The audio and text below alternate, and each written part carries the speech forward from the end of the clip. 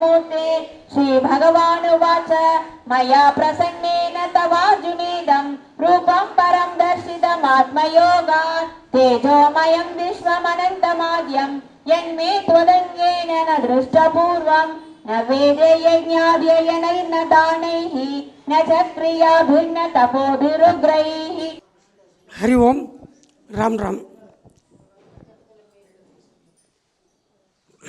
कर्मण्यवाधिकारस्ते मा फलेषु कदाचन मा कर्मफले दुर्भुः मा ते संगोस्त्वकर्मणि.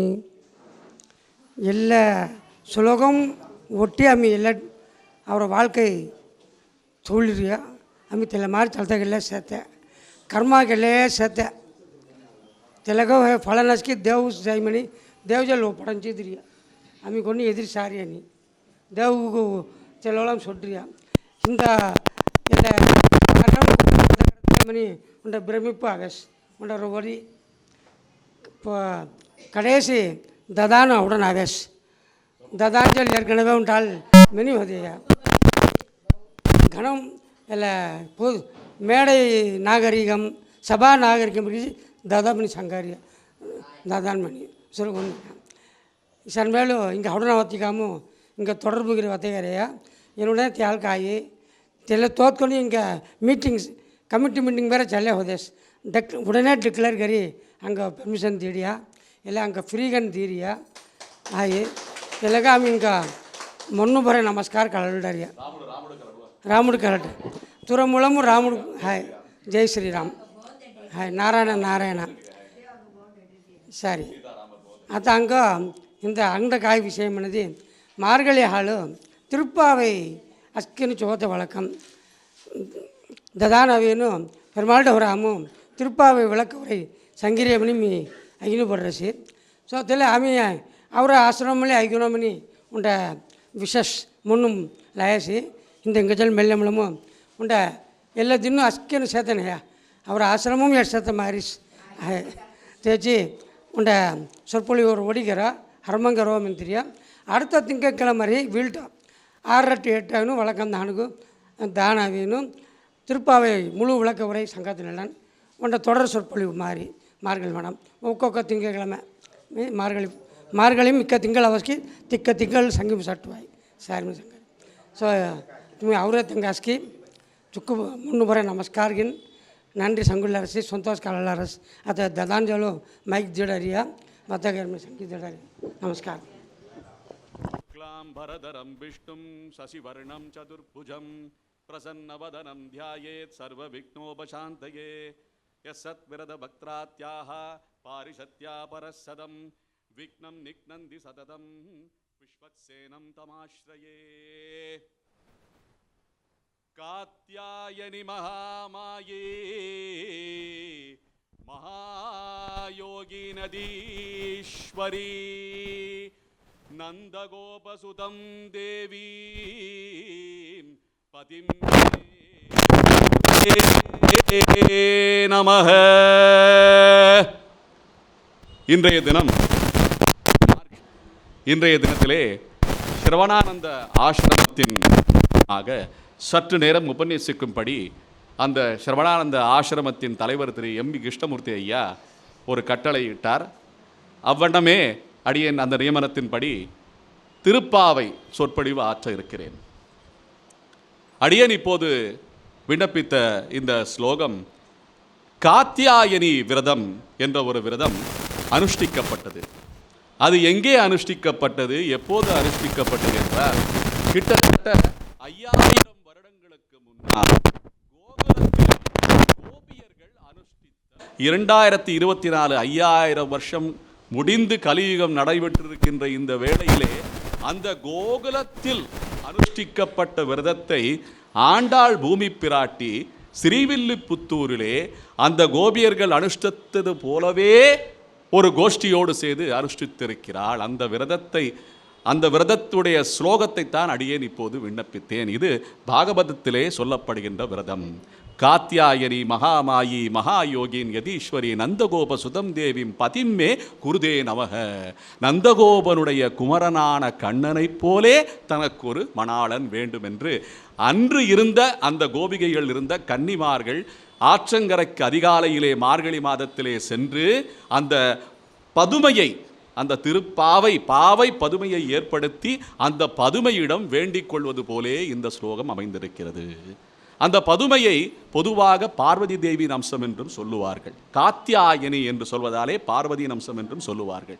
ஆகையால இது போன்ற விரதங்கள் அனுஷ்டிக்கப்பட்ட காலம் ஒன்றை உணர்த்துவதாக இந்த திருப்பாவை நோன்பு நமக்கு இந்த கலியுகத்திலே இந்த கலியுகத்தில் இருக்கின்ற நம் போன்ற சாமானியர்களாக இருக்கின்ற பிரஜைகளுக்கு உணர்த்தும் விதமாக இந்த திருப்பாவை இன்றும் இப்போதும் அனுஷ்டிக்கப்படுகிறது, என்றும் எப்போதும் அனுஷ்டிக்கப்படும் என்பது நியமனம். இன்றைய பாசுரம், ஏன்னா இன்னைக்கு நமக்கு வேலை ரொம்ப குறைவாக இருந்தாலுமே இந்த குறைவான வேளையில் எவ்வளவு நிறைவாக பக்தியை செய்ய முடியுமோ அப்பேற்பட்ட பக்தியை செய்வதற்கான இந்த மாதமே விளங்குகிறது. அதான் ரொம்ப முக்கியம்.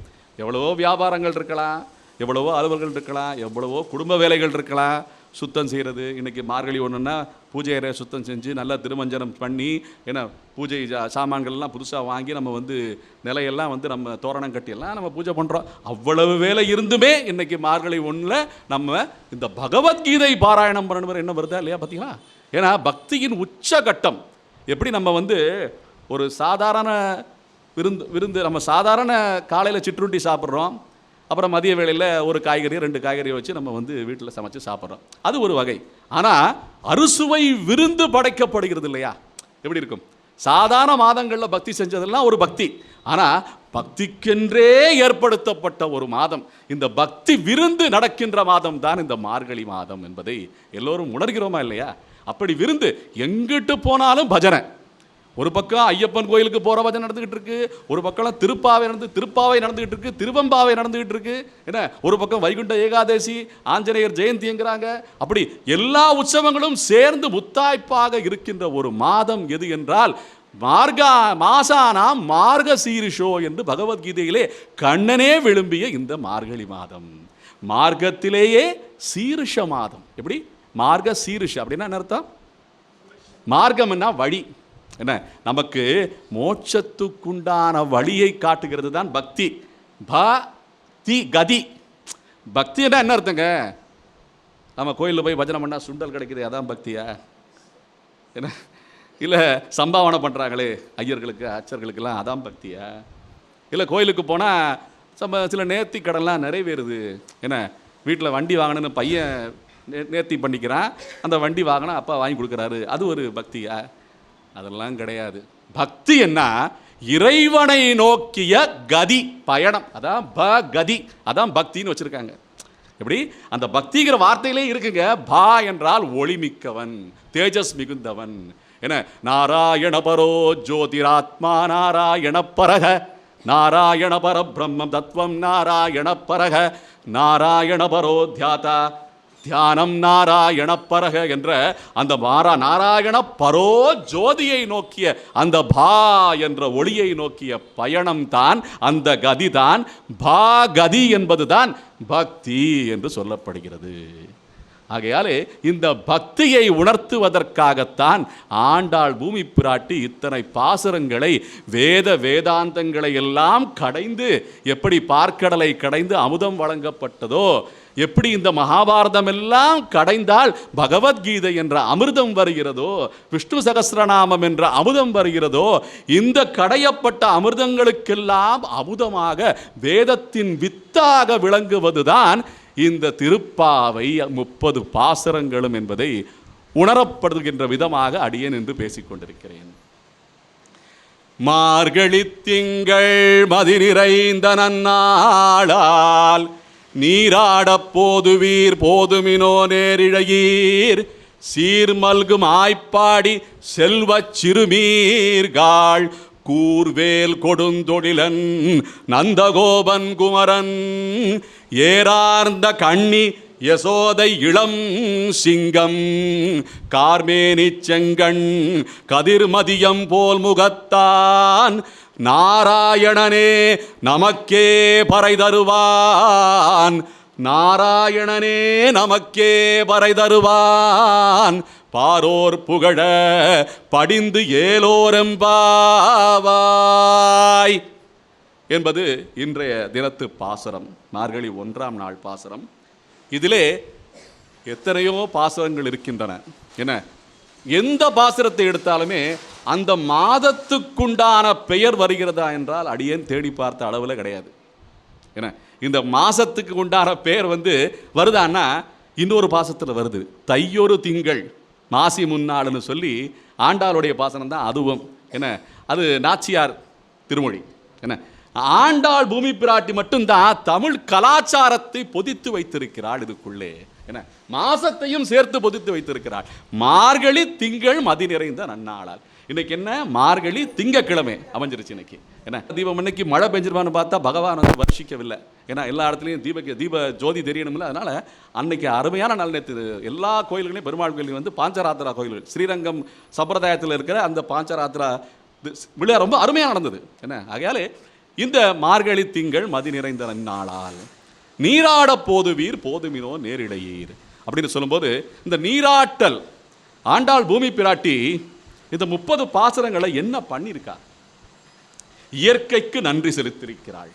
என்ன, நம்முடைய ஆரோக்கியத்துக்கு வழிவகுத்திருக்கிறார். என்ன, ஓசோன் லேயர்லேருந்து அந்த ஓசோன் படலத்திலேருந்து நமக்கு அந்த ஆக்சிஜன் கிடைக்குது பார்த்தீங்களா. நீராட போதுவீர் நேரிடையீர்னு சொல்றா. என்ன, அதிகாலை வேளையில் அது சொல்றா. நம்ம ஆரோக்கியத்துக்கு உண்டான செய்தி, இயற்கை வழங்குகின்ற செய்தி. நாழி மடைக்கு அண்ணா அப்படின்னு சொல்லி அந்த வருணதேவனுக்கு ஒரு கட்டளை. நேரத்துக்கு மழை பெய்யணும். என்ன, ஒரு மாசத்துக்கு மொத்தமாக ஒரு நாளைக்கு கொட்டி தீத்துட்டு வெள்ளை காடா ஆக்கிட்டு அப்புறம் வறண்டு போனோன்னா என்ன பிரயோஜனம் இருக்கு? தாகம் எடுக்கும்போது தானங்க தண்ணி வரணும். நம்ம தாகம் எடுக்கும்போது தான், பசிச்சாதான் உணவு கூட்டணும். என்ன, பசிக்காத வேளையில் சில இடங்களில் பார்த்தீங்கன்னா இந்த மாட்டுக்கு என்ன கீரைக்கட்டை கொடுக்குறேன்னு சொல்லி சில பேர் போவாங்க. என்ன, அந்த சாப்பிட்ட மாடு அசை போட்டுக்கிட்டு அப்படியே அசந்து தூங்கிக்கிட்டு இருக்கும். அந்த மாட்டு வாயில் போய் வாய்க்கட்டை அந்த கட்டை வச்சு திடிச்சிக்கிட்டு இருப்பான். இல்லை, அது மோந்து கூட பார்த்து ஹூன்னு அப்படின்னு சொல்லுவோம். என்ன, அந்த மாட்டுக்கு போய் நம்ம புல்லுக்கட்டு கொடுக்கலாமா? எந்த மாடு பசியோடு இருக்கிறதோ அதுக்கு தான் அமாவாசை அன்னைக்கும் வீட்டில் இருக்கிற வைபவங்கள் அன்னைக்கும் போய் கொடுக்கணும். என்ன, பசிச்ச வாய்க்கு தான் உணவு கூட்டணும். அதுபோல் இந்த நாடு எப்போ மழை பெய்யணும் ஒரு விதி இருக்குது பார்த்தீங்களா, அந்த நேரத்தில் மழை பெய்யணும்னு சொல்லி இயற்கைக்குண்டான விதியை அவள் நமக்கெல்லாம் அறிவூட்டுகிறாள். என்ன, அந்த மாதிரி ஒரு இயற்கைக்கு நன்றி, தேவர்களுக்கு நன்றி, என்ன, அது போன்ற பிரஜைகளுக்கு நன்றி. என்ன, எப்படி சொல்றா, வையத்து வாழ்வீர்கள்னு சொல்லி பிரஜைகளை போற்றுகிறாள். வையத்தில் வாழ்கின்றவர்களே என்று மக்களை எல்லாம் போற்றுகிறாள். கால்நடைகளை போற்றுகிறாள். ஓங்கி உலகளந்த உத்தவன் பேர்பாடு பாட்டில என்ன, வாங்க குடம் நிறைக்கும் வள்ளல் பெரும் பசுக்கள்னு பசுக்களை போற்றுகிறார். கால்நடைகளுக்கெல்லாம் தலைவர் யாருன்னா பசுதான். இன்னைக்கு நம்ம பசுன்னா என்ன நினைச்சுக்கிட்டு இருக்கோம்? வசு, அதாவது அந்த கால்நடைகள்னு சொல்கிறது தான் அதோடைய தலைவராக பசு இருக்கிறதுனால அந்த கால்நடைகளிலேயே உச்சமான மதிப்பு எதுக்கு கொடுக்கப்படுதுன்னா பசுக்கு கொடுக்குறாங்க. அதுக்கப்புறம் யானைக்கு கொடுப்பாங்க. ஏன்னா எப்போ நம்ம பசுவுடைய பின்பாகத்தை பிருஷ்டபாகத்தை பார்த்து வணங்குறோமோ அங்கே மகாலட்சுமி உட்கார்ந்துருக்கான்னு சொல்கிறாங்க. அதே போல் யானையிலையும் மகாலட்சுமி உட்கார்ந்துருக்கா. எங்கே தெரியுமா? நெத்தி பொட்டில் இருக்கா மகாலட்சுமி. யானையுடைய நெத்தி பொட்டில் மகாலட்சுமி இருக்கா. அதே போல் குதிரை வாகனம் வரும்போது குதிரை இருக்குல்ல, அதோட வாலை பார்க்கணும்னு சொல்கிறாங்க. அந்த வால் அவ்வளோ அழகாக இருக்கும். என்ன, அந்த வாலை பார்க்கணும்னு சொல்கிறாங்க. இதுபோல் ஜந்துக்களில் கால்நடைகளையும் இறைவன் இருக்கிறான் என்பதை உணர்த்துகிறாள் ஆண்டாள் பூமி பிராட்டி. வசூரூபமாகவும், வசூரூபம்னா இங்கே இருக்கிற கால்நடைகள் பிராணிகள் எல்லாமே அதுக்குண்டான தலைவனா பசுக்கூட்டங்களை போற்றுறா ஆண்டாள். ஆகையாலே இந்த பசுக்கூட்டங்களை கால்நடைகளை போற்றுகிறார் ஆண்டாள். எத்தனை போற்றுதலுக்குரிய பாசுரங்கள் இது எல்லாமே. 30 பாசுரங்களும் எல்லாத்தையும் போற்றுக்கிட்டே தேவர்களுக்கெல்லாம் தேவனான தேவாதி தேவனான நாராயணனை விடக்கூடாது.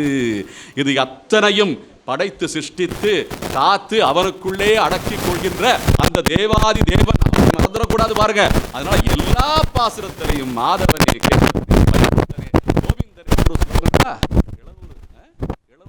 முத்தாய்ப்பா எல்லாருமே ஒரு பணிகிற ஸ்லோகமா இருக்கிறது தெரியுமா? எது? இந்த ஐயா சொல்றாரு, சொல்லுங்க. செய் என்ன, நான் உன்னுடைய கர்மாக்களை கட் பண்ணி என்ன, அதை கடித்து எரித்து விடுகிறேன். அப்புறம் உனக்கு மோட்சம் தான். மோட்சம்னா என்ன? வைகுண்டம். அதான் அதான் மொத்தம் வைகுண்டம் மோட்சம் கிடைக்கும். அப்போ அதே பாசுரத்தில் அதே அந்த அந்த ஸ்லோகத்தில் வர்ற முத்தாய்ப்பான அந்த சரணாகதி ஸ்லோகம், சரம ஸ்லோகம்னு சொல்லுவாங்க. அந்த சரம ஸ்லோகத்தை தான் பாசுரமா பாடி ஆண்டாள். என்ன? நாராயணனே நமக்கே பறை தருவான், மாமேகம் சரணம். அது செய்யணும்ல நம்ம. ஆகையால ஆண்களும் பாடலாம் இந்த பாசுரங்களை எல்லாமே. ஏன் பாடணும் அப்படின்னா, முதல்ல தமிழ் சுத்தமாக வருங்க. பசங்களுக்கும் பொண்ணு பசங்களுக்கும் சரி, பையன்களுக்கும் சரி. ஏன்னா இந்த பாசுரங்களை படிக்க படிக்க தமிழ் திட்டு திணற தேவையே இல்லை. ஏன்னா அவ்வளவு சுத்தி சுத்தமாக, அவ்வளவு அக்ஷர சுத்தமாக எழுத்துக்கள் அப்படி வந்து விடும். அடியேன் எப்படி பேசிகிட்டு இருக்கேன் தமிழை? ஆண்டாளுடைய கருணையாலயத்தான் தமிழை பேசிக்கிட்டு இருக்கேன், வேற ஒன்றும் கிடையாது. இன்றைக்கி அடியன் தமிழில் பேசுகிறேன்னா சௌராஷ்டிரா சமூகத்தை சேர்ந்தவனாலுமே, அடியன் எங்கே போய் தமிழில் பேசினாலுமே சௌராஷ்டிரா சமூகத்தை சேர்ந்தவங்கன்னு சொல்ல மாட்டாங்க. ஏதோ தமிழர், ஏதோ பிராமணன் போல, ஏதோ பிராமின் போல, ஏதோ ஒரு ஊரில் வந்திருக்காரு போல தான் சொல்லுவாங்க. ஏன்னா இது ஆண்டாள் கொடுத்த வரம். இது ஆண்டாள் கொடுத்த வரம். என்ன? அவளுடைய பாசுரத்தை பாட பாட தமிழ் அமிழ்து அப்படியே வந்து பொழியுது, பார்த்தீங்களா? ஆகைய தமிழ் கற்றுக்கிறதுக்கு ஆண்டாளுடைய பாசுரங்கள் ஒரு பயிற்சி கூடம், ஒரு பயிற்சி கூடம். கூடி குளிர்ந்தேலோ ரெம்பாவாயின்னு ஆண்டாள் சொல்கிறா. இதுதாங்க தமிழுக்குண்டான பயிற்சி கூடம், வேற எதுவுமே தேவை கிடையாது. நீங்கள் திருக்குறள் எத்தனை 1330 படிக்கிறீங்களோ, இதை படித்தா தமிழ் தெளிவு சுத்தமாக வரும், தெளிவு சுத்தமாக வரும். அவ்வளோ அற்புதமான பாடல்கள், பாசுரங்கள் இதில் பொதிந்து கிடைக்கின்றன.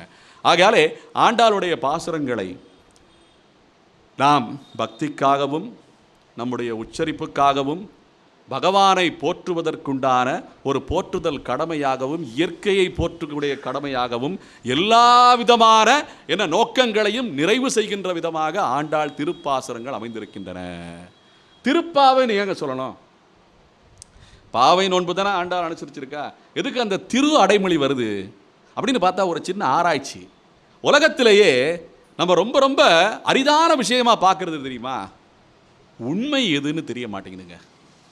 இன்றைக்கி எத்தனை வழக்குகள் என்ன அந்த வழக்காடு மன்றத்தில் என்ன நடந்துக்கிட்டு இருக்கு, எத்தனை வழக்குகள் நடந்துக்கிட்டு இருக்கு. ஒரு வக்கீல் அவன் சொல்கிறது தான் சரிங்கிறான், அதுதான் உண்மை. என்ன? அதான் நம்ம நடனகோபாலன் நாயகி சுவாமிகள் பாடும்போது தொரஞ்சாவ் மொரஞ்சாவ், என்ன இல்லை தொரஞ்சாவ் இல்லை மொரஞ்சாவ் அப்படின்னு சொல்லி பாடியிருக்காரு. என்ன? அவர் வந்து மொரஞ்சாவ்னு சொல்ல மாட்டார், மொரிஞ்சாவ்னு தான் சொல்கிறார். மொரியேன்றது தான் கரெக்டு வார்த்தை, சரியான வார்த்தை. முறைன்னு சொல்லக்கூடாது. முறைன்னா செத்ததுன்னு அர்த்தம். மொரியே அப்படின்னு சொல்லணும். என்ன அப்படின்னா என்னுடையதுன்னு அர்த்தம். என்ன? அதனால் சில சௌராஷ்டிரா பாஷையிலையும் சில வார்த்தைகள் வந்து நம்ம பார்த்து உபயோகம் பண்ணணும். அடியேன்னு ஒரு உபன்யாசத்தை முடிஞ்சவொன்னு கூட கேட்டுக்கிட்டு இருந்தேன். எல்லாரும் இந்த பெண்கள், முக்கியமாக பெண்கள் வந்து அம்மா வீட்டுக்கு போவாங்க. என்ன? ஒரு 3 நாளைக்கோ 5 நாளைக்கோ போயிட்டு வருவாங்க. ஒரு மாதத்தில் ஒரு தடவை, இல்லை வருஷத்துக்கு ஒரு 3 தடவை 4 தடவை போயிட்டு வராங்க. அதுக்கு எதுக்கு போகிறோன்னு சொன்னால் ரவன் ஜார்த்து அப்படின்னு சொல்லுவாங்க. ரவன் அப்படின்னாங்க. ரவன்னா ராவணன் இல்லை, ராவன்ட்ட எதுக்கு போகணும் நம்ம? என்ன?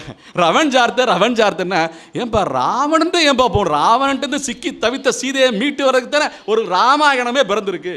அதை விட்டு ரவன் ஜார்த்தன்னா இன்னும் புரியவே இல்லை. என்ன ரவன் ஜார்த்தன்னா அப்படியே ஆராய்ச்சி பண்ணி பார்க்கும்போது தெரிஞ்சது. அவள் என்ன சொல்கிறா? நான் எங்கள் அம்மா வீட்டுக்கு போயிட்டு இருந்துட்டு வர்றேன். எத்தனை நாளைக்கு? 3 நாளைக்கு அம்மா வீட்டுக்கு போயிட்டு இருந்துட்டு வர்றேன். அம்மா வீட்டுக்கு போய் இருந்து வர்றேன். அம்மா வீட்டுக்கு போய் இருந்து வர்றேன்னு சௌராஷ்டிராவில் மீ ரீ அவஞ்சார்த்தங்கிறது தான் வார்த்தை. மீ மாய் கொம்மஜி ரீ அவஞ்சார்த்த, அந்த ரீ அவஞ்சார்த்த ரவஞ்சார்த்த ஐயா, என்ன திரும்ப பார்த்தீங்களா? இன்னைக்கு எல்லாருமே ரவஞ்சார்த்தன்னு சொல்லாதீங்க, ரீ அவஞ்சார்த்தன்னு நிறுத்தி நிதானமாக சொல்லுங்க. அதுபோல் சௌராஷ்டிராவிலையும் என்ன ஆண்டாள் பூமி பிராட்டி நிறைய நம்ம தெளிவுபடுத்துகிறா. என்ன? ஆமாம், ரீ அவஞ்சார்த்த, ரீடி கூட கிடையாது, ரீ அவஞ்சார்த்த. அதான் ரவன் மாறி இருக்கு. அதுதான் ரீ அவன் விட்டுட்டாங்க, ரவன் சொல்லிட்டாங்க, அவ்வளோதான் முடிஞ்சிச்சு. என்ன? இது போல் வந்து நிறைய விஷயங்கள் நமக்கு தவறாக உச்சரிப்பிலே அர்த்தமே தவறாக விளங்கி கொண்டிருக்கிறது இந்த உலகத்திலே. ஆகையாலே ஆண்டாள் பூமி பிராட்டி நமக்கு நிறைய விஷயங்களை தெளிவுபடுத்துகிறாள். இன்றைக்கி கடவுள்னு எவ்வளவோ சொல்கிறோம். நம்ம தெரிஞ்ச நண்பர் ஒருத்தர் இருக்கார், கோயிலாக சுற்றுவார். அவர் வேலை சுற்றுற வேலை தான். என்ன? எங்கே தடுக்கி விழுதாலும் கோயிலுக்கு தான் உள்ளே போயிட்டு வந்துடுவாருங்க. உடனே ஒரு ஃபோட்டோ போட்டுருவார், அந்த கோயிலுக்கு போடேன்னு சொல்லி. அது என்ன சாமி, அதுக்குண்டான புராணம் என்ன, அங்கே யார் அந்த ரிஷி தரிசனம் பண்ணியிருக்காரு, யார் அந்த ஆழ்வாரோ ஆச்சாரியரோ தரிசனம் பண்ணியிருக்காங்க, அந்த கோயில் எதுக்கு அமைஞ்சிருக்கு, இதுக்குண்டான கேள்விகளெல்லாம் கேட்டால் ஒன்றுமே தெரியாது. உள்ளே போனேன், அர்ச்சகர்கிட்ட 50 ரூபா கொடுத்து ஒரு மாலை கொடுத்தா வாங்கிட்டு வந்துட்டேன். பெருமைக்கு பெருமைக்கு இது பக்தியான்னு கேட்டால் பக்தியின் ஒரு நிலை, ஒரு கீழ்ப்படியான நிலை, அவ்வளோதான். ஏதோ நம்ம ஒரு பேருக்கு நானும் ரவுடி தான் நானும் பக்தன் தாங்கிற சொல்லிக்கிற மாதிரி நிலை தான். அப்படிப்பட்ட பக்தியை ஆண்டாள் இங்கே கூறவில்லை. எப்படி இருந்தாலும் பக்தியிலே தேர வேண்டும். பக்தியிலையும் ப்ரமோஷன் வேணுங்க. இந்த ப்ரமோஷனுங்கிற வார்த்தையை பரமோக்ஷம் தான் பரனை அடைகின்ற அந்த மோக்ஷன் தான் ப்ரமோஷன். இந்த ப்ரமோஷனை சொல்கிறாங்க. ப்ரமோஷனிலே உயர்ந்த நிலை ப்ரமோஷனை தான். அதனால் இந்த மாதத்தில் தான் இந்த வைகுண்ட ஏகாதேசியும் வருது. வைகுண்டத்தை அடைகிற வழியும் கதவையும் திறந்து விடுறாங்க. ஆண்டாள் பாசுரத்தை ஆண்டாள் முன்மொழிகிறாள், பெருமாள் வழிமொழிகிறார். ஆண்டாள் முன்மொழிகிறாள், வாங்க வாங்க வைகுண்டத்துக்கு போவோம் வாங்க, அவனே பறை தருவான் வாங்க வாங்கன்னு சொன்னால் வைகுண்ட வாசலே திறந்துருதுங்க திடீர்னு. அந்த அளவுக்கு மார்கழி மாதத்தில் வைகுண்ட வாசலும் திறக்குதுன்னு சொல்வது போல இதில் முக்கியமான விஷயம் பறைங்கிற ஒரு வார்த்தை வருது பார்த்தீங்களா? அந்த பறைனா என்ன? அந்த பறைனா என்ன? பறைனா அவனுக்கு அருள், நமக்கு வேண்டுதல், நமக்கு உண்டான வேண்டுதல்களை அவன் அளிக்க வேண்டும். அதான் பறை. அந்த பறையத்தான் எப்படியோ பிரே ஆக்கிட்டானுங்க. எப்படி இந்த பறையத்தான் எப்படி கற்றுக்கிட்டாங்கன்னு தெரியலையே சாமி. அவன் எப்படி கற்றுக்கிட்டாத? நம்ம ஆட்சி செஞ்ச வந்தவன் ஆங்கிலத்தை தான் நமக்கு சொல்லி கொடுத்தான். ஆனால் ஆங்கிலத்துக்குள்ள ஆண்டாள் பாசுரம் எப்படி புகுந்துச்சுன்னே தெரியலையே. நம்ம பறைன்னு தான் சொல்கிறோம், அவன் எப்படி பிரே அப்படின்றான்? பிரேன்னு எப்படி சொல்கிறான் அவன்? அந்த வார்த்தை எங்கேருந்து கண்டுபிடிச்சிருக்கான்? கண்டுபிடிங்க சாமிங்களா, கண்டுபிடிங்கம்மா, நீங்கள்லாம் கண்டுபிடிங்க. அடியனுக்கு தோன்றதை சொல்கிறேன் அதனால் ஆண்டாள் பெருமாளை நோக்கி பிரே பண்ணுறாள், பறை வேண்டுகிறாள். இதான் ஆண்டாள் பாசுரம். வேதத்தின் வித்து. வேதம் எப்படின்னா இந்த உலகத்தில் இருக்கிற எல்லா சப்தங்களையும் ஒடுக்கி அழகுபடுத்தி மாலை போல நம்முடைய ரிஷிகள் எல்லாமே ஆக்கி இருக்கிறார்கள் இந்த வேதத்தை. வேத ஒலிகள்னா என்னமோ ஒரு பாஷை, சம்ஸ்கிருத பாஷையை நினச்சிட்டு இருக்காங்க. அது கிடையாது. உலகத்தில் இருக்கிற சப்தங்கள் எல்லாமே ஒன்றாக திரட்டி அர்த்தம் கூட்டி சந்தம் கூட்டி அதையெல்லாம் உலகத்திலே பரப்பியவர்கள் தான் நம்முடைய ரிஷிமார்கள் எல்லாமே. சாதாரண விஷயம் கிடையாது. இந்த உலக சிருஷ்டி அனைத்தையுமே இதில் அடக்கி இருக்கிறார்கள் அந்த வேதத்திலே. அதை வேதாந்தமாக்கி புராணங்கள் இதிகாசங்களாக்கி ஆண்டாள் பூமி பிராட்டி நமக்கெல்லாமே அனைத்தையும் சேர்த்து ஒரு வித்தாக ஒரு சின்ன ஒரு குவளையில் வச்சு கொடுக்குற மாதிரி இந்த புஸ்தகத்தில் வச்சு இந்த 30 பாசுரத்தில் எல்லாம் வாசிக்கிட்டு கிடைக்கி. இது வேதத்தின் வித்து என்பதை உணர்வுபூர்வமாக நாம் தெரிந்து கொள்ள வேண்டும். உணர்வுபூர்வமாக தெரிஞ்சு சும்மா வாய் வார்த்தையில் சொன்னால் பத்தாதுங்க.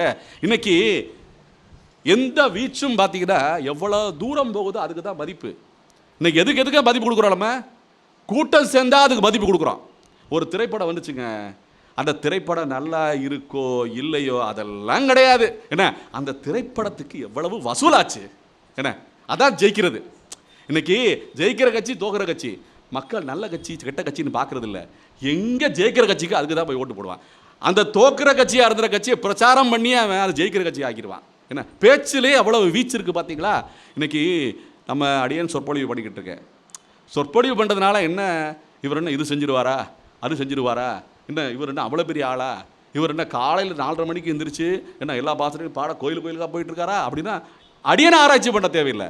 அடியன் சொல்கிற விஷயம் சரியா என்பதை ஆராய்ச்சி பண்ண வேண்டும்.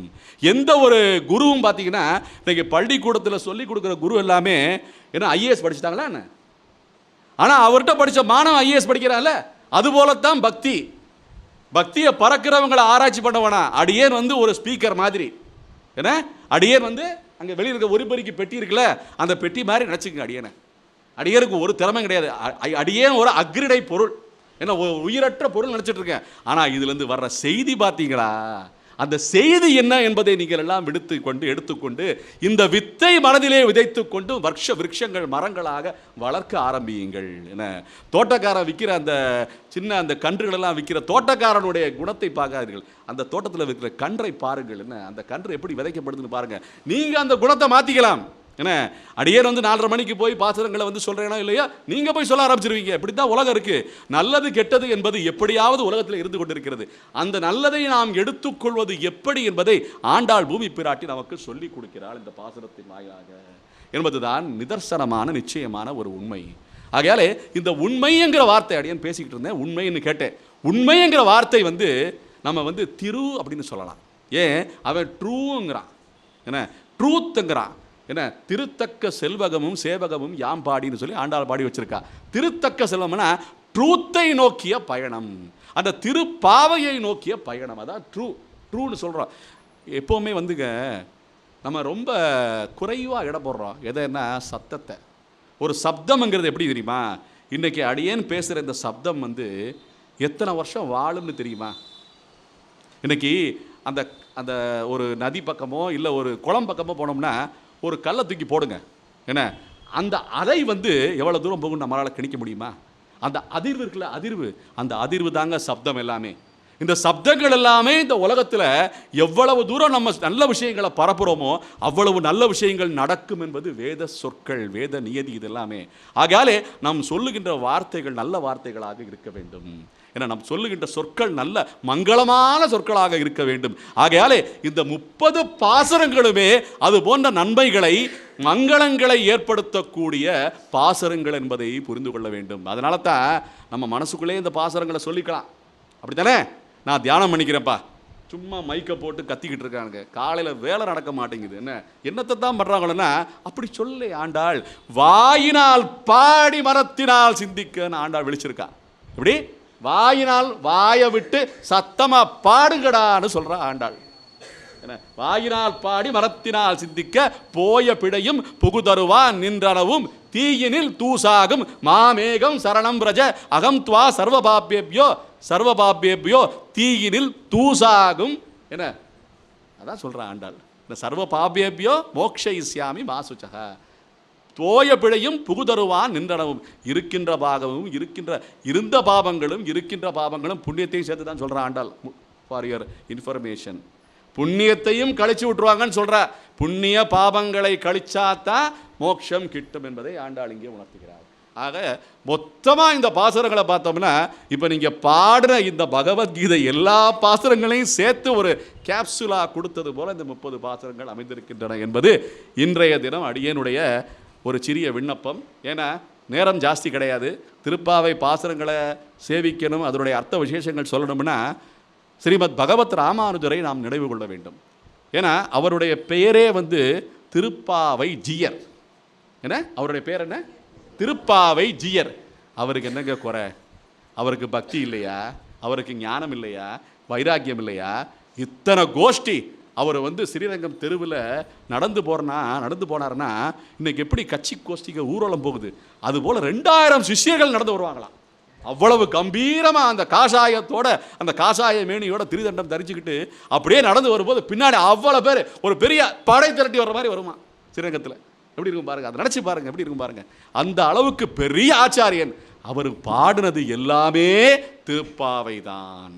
அவர் பிக்ஷை கேட்கும் போதும், உஞ்ச விருத்தி செய்யும் போதும், நடக்கும் போதும், ஆத்தங்கரைக்கு போய் குளிக்கிறதுக்காக ஸ்நானம் பண்ணுறதுக்காக காலையில் நடக்கும் போதும், எனக்கு நடந்துட்டு வீட்டுக்கு வரும்போதும், என்ன வீட்டில் படுத்துட்டு இருக்கும் போதும், எந்திரிக்கும் போதும், உடினும் பிசினும் சல்லியும் ஹோங்குங்கிறது போலே நடனகோபால் நாயகி சுவாமிகள் சொன்னது போலே இவர் சதா திருப்பாவையை முடிச்சுக்கிட்டே இருப்பாராங்க. என்ன நம்ம ரோட்டில் நிறைய பேரை பார்ப்போம், தானாக பேசிக்கிட்டே போவான். என்னடா நான் பார்த்தா அந்த ஆள் இப்படி பண்ணிட்டாங்க, அவன் உருப்படியாக இருப்பானா அப்படி திட்டிக்கிட்டே போகிறான். அவன் திட்டுறதை தனியாக திட்ட வேண்டியதானே, அதில் வாயாச்சுக்கிட்டே அது ஒரு பாட்டாக பாடிக்கிட்டே போகிறாங்க. என்ன எப்போ பார்த்தாலும் இப்படியே தான் வாயாச்சுக்கிட்டே இருப்பான். என்ன வாழ்த்துறானா திட்டானான்னு தெரியாது, என்ன அது கேட்டால் தான் தெரியும். அதுபோல் எவ்வளவோ முணுமுடிச்சுட்டு போகிறான். திருப்பாவையை முணுமுடுக்கலாம்ல. என்ன திருப்பாவை ஒரு பாஷையாகவே பேசுகிறவங்களாம் இருக்காங்க. என்ன அடியேன் தாசன்னு சொல்லி வாங்க வாழ்த்தும் போது வாங்க குடம் நிறைக்கும் வள்ளல் பெரும் பசுக்கள் நீங்காத செல்வம் நிறைந்து வாழ்த்து முடிஞ்சிருச்சு. என்ன சமஸ்கிருதத்தில் ரொம்ப வாயில் வராது சில பேருக்கு. என்ன தனம் தானியம் பசும்னு சொன்னால் அவன் பசும்பா, என்ன பசும்னா பசும்னா என்ன அந்த மாதிரி நிறைய வார்த்தைகள் மாறி மாறி வருதுங்கிறது சொல்லுவது போல இது சான்ஸ்கிரிட் வாயில் நுழைய மாட்டேங்குது. அப்படி தமிழ் கற்றுக்கினா தமிழும் வாயில் நுழைய மாட்டேங்குது. மக்களுக்கு தமிழ் சரியாக பேச மாட்டேங்கிறாங்க. நிறைய பேர் நான் பார்த்துருக்கேன், தமிழ்னு பெருமையாக பேசிக்கிடுவான். தமிழில் ஒரு பாசுரம் பாடு, ஆழிமடைக்கண்ணா பாசுரம்னா லகரம் வளைஞ்சு போகுது, லகரம் நெருக்க போகுது, என்ன 3 லாவையும் சேர்த்து பொழந்து கட்டுறான் அவன். என்ன வாயில் வரவே மாட்டேங்குதுங்க. எத்தனை பேர் இந்த மைக்கில் பேசுகிறாங்க, சின்னப்படி சின்ன திரை என்ன அந்த மாதிரி ஒளியில் அந்த என்ன தொலைபேசியெல்லாம் பேசுகிறாங்க பார்த்தீங்களா, அவங்கெல்லாம் பார்த்தீங்கன்னா ஊடகங்களில் பேசுகிறாங்க பார்த்தீங்களா, அதெல்லாம் பார்த்தீங்கன்னா இந்த லகரமே வரமாட்டேங்குதுங்க. பள்ளிங்கிறான். ஏன்னா பள்ளி அந்த அந்த சுழிச்சு அந்த 2 சுழி வராதா? வராது. பள்ளி பண்ணால் பள்ளிங்கிறான். என்ன வழக்குன்னு சொன்னால் வழக்குன்றான். என்ன வழுக்கி கீழே விழுந்துருவாங்க, அந்த மாதிரி பேசிக்கிட்டு இருக்காங்க. இந்த மாதிரி பேசும்போது இவங்களுக்கெல்லாம் இந்த பாசுரங்கள் தமிழை சுத்தமாக உச்சரிப்பதற்கு ஒரு ஏதுவாக இருக்கிறதா இல்லையா போல இந்த ஆழிமலை கண்ணா பாசுரம் எவ்வளவு அருமையான பாசுரம். இது போல பாசுரங்கள் நிறைய இருக்கு. ஆகையாலே பாசுரங்கள் அப்படின்னாலே அது ஒரு கல்விக்கூடம், அது ஒரு பெரிய ஒரு பல்கலைக்கழகம்னு தான் சொல்லணும். இந்த திருப்பாவை பாசுரங்களை இவ்வளவு மதிப்பு கூட்டப்பட்ட இந்த பாசுரங்களை இல்லங்களிலே சிறார்களுக்கும் என பெரியோர்களுக்கும் பாடி பறை கொண்டு யாம் பெரும் சம்மானம் என்பது போல இதை பாடி அந்த பறையை கொள்ளுங்கள் என்பது அடியனுடைய விண்ணப்பம். இந்த விண்ணப்பத்தோட இந்த அறிமுக உரையை அடியன் அனைவரின் மனதிலே நிறைவு செய்து கொள்கிறேன். இதோட இந்த பாசுரங்கள் எழுதுகிறேன். வாங்க குடம் நிறைக்கும் வள்ளல் பெரும் பசுக்கள் நீங்காத செல்வம் நிறைந்து அடியார்கள் வாழ அரங்க நகர் வாழ சடகோபன் தண்டமிழ் நூல் வாழ கடல் சூழ்ந்த மண்ணுலகம் வாழ மணவாள மாமுனியே ஆண்டாள் பூமி பிராட்டியே இன்னும் ஒரு நூற்றாண்டிரும் ஸ்ரீமத்தை கோதாய நம ஸ்ரீமத்தை கோதாய நம. ஜெய் ஸ்ரீராம் ஜெய் ஸ்ரீராம் ஜெய் ஸ்ரீராம். பறை என்னங்க இங்கிலீஷில் ப்ரே. இனிமேல் ஐயா சொன்னபடி பறைன்னு சொன்னால் எல்லாருக்கும் நம்ம சொல்ல வேண்டியது ப்ரே பண்ணுறோம் என்ன அதை ஞாபகம். திருன்னா ட்ரூத், ரைட். இந்த ரெண்டை இன்றைக்கி நம்ம கற்றுருக்குறோம் ஐயா கிட்டே இருந்து இல்லையா. Very good. இதே மாதிரி இன்னும் நிறைய சொல்ல போகிறாரு. ஒவ்வொரு திங்கட்கிழமையும் நம்ம ஆசிரமத்துக்கு வந்து சொல்ல போகிறாரு. ஆகவே அனைவரும் வந்து கேட்டு ரசித்து இன்புற்று சிரேயஸ் பெற வேண்டுமாய் அன்போடு கேட்டுக்கொள்கிறேன். நன்றி, வணக்கம். ஏற்கனவே ஒரு இடத்துல நன்றி சொல்லியிருக்கிறேன் ஐயாவுக்கு. மறுபடியும் அனைவரின் சார்பிலும் என் சார்பிலும் ஐயாவுக்கு நன்றி சொல்லி என்னுடைய உரையை நிறைவு செய்கிறேன். நன்றி உரை சொல்லிட்டேன்.